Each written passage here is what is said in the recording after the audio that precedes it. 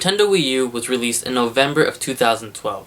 It had a very difficult time finding an audience, besides some diehard Nintendo fans, such as myself. Unfortunately, after only 4 years on the market, and only around 13.5 million units sold worldwide, Nintendo officially discontinued the Wii U on January 31st of 2017, just weeks before launching their new system, the Nintendo Switch. Even though the Wii U was received with, low to mixed reception, lacked third-party support, and missed major and important features that current gens at the time had, I truly did enjoy the Nintendo Wii U, and it sucks that such a short lifespan for this system that we have to say goodbye to it so soon, especially when we know the potential that the system could have had with certain games. But it just comes to me that most of the games that shine for the Wii U ignored, the biggest part, which is the gamepad. When it came down to making this little goodbye to the Wii U, my top 10 games for the Wii U was really easy to make because I merely only own 12, 13 Wii U games.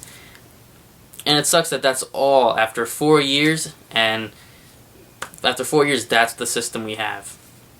First, Super Mario Maker was not really a revolutionary thing, but such a good creator tool, great creator tools, the interface, the play and create system, the community that became for Super Mario Maker, and I know it's not the last time we'll see it. The next game I had enjoyed a lot, Donkey Kong Country Tropical Freeze, the challenging platformer, having Donkey Kong come back to its original state, besides, Mario and the Olympic Games, and all these little spin-offs, Mario Parties and stuff like that. Captain Toad even got his own spin-off.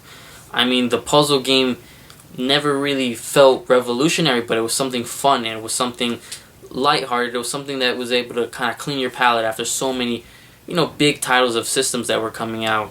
Splatoon. Nintendo came out with a new IP for this system. Splatoon. They jumped into the shooter.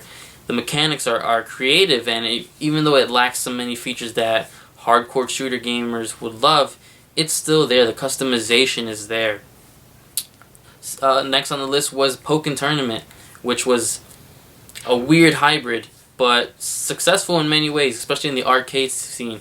Transferred very well to the Wii U, but the lack of support for it, the lack of community, and kind of the lack of content in there misses, that Pokken Tournament, which is why I don't feel like there's much of a following on it, especially in North America. The face changing was great, the multiplayer was great, and obviously all the Pokemon and things like that always help it out. A big franchise that was on the last generation came back, Bayonetta, and we even got a remastered version of 1, but Bayonetta 2 came out.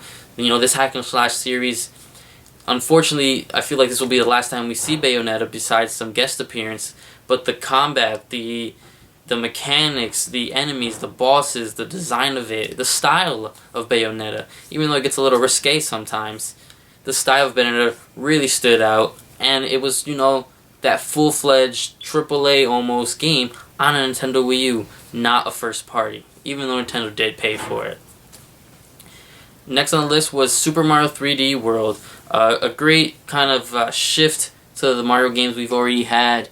The platforming, the co-op was good when it worked well. 4-player co-op, though, always was a mess. My top 3 games coming up was obviously Super Smash Bros. For Wii U. Even though this game was a little spoiled, because of the 3DS version being released weeks ahead in advance, I was able to give all my time to that game. Super Smash Bros. For Wii U just made it perfect. The modes, the characters, the customization, the unlocks, the peripherals, being able to play with the game control, even though it's years old, it's still one of my favorite Nintendo, controls. My second favorite, or my runner-up for my favorite Wii U game was Hyrule Warriors. This great Zelda spin-off. I'm not a big fan of these Dynasty Warrior type Tecmo games, but it was interesting to see such customization and adventure and lore, kind of this anniversary for Zelda. Finally get all these characters together, seeing them on the same screen, even though it's not a canon story. And my top, Wii U game, the one that luckily is being brought over to Switch, is none other than Mario Kart 8. Obviously, the new item balance, the new characters, the zero gravity, the sounds, the graphics, everything about this game was just kind of perfected. It is the perfect Mario Kart to me. And now even getting a deluxe version on the Switch soon means I get to enjoy it even all the more.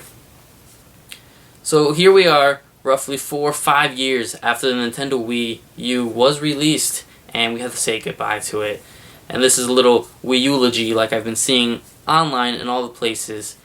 I wanted to give my goodbyes to the Wii U. A good system. I had some fun times. Will I miss it? I mean, I've had the Wii U packed for a while now already. Maybe the Nintendo Switch will come and knock it out the park, because the Wii U had great ideas, wasn't executed. Hopefully Nintendo, you've learned your lesson, you saw your mistakes with the Wii U, and in 4 years I don't have to make the same video for the Nintendo Switch. Let me know what you guys think. What did you guys think of the Wii U, the short lifespan, everything it had to it? Did you ever even get to play it? I have known people who never even played the Wii U, and it sucks because there are some good titles on there. Even besides the ones that I mentioned, there are some good games on there. Let me know what your story was with the Wii U, if it is a story.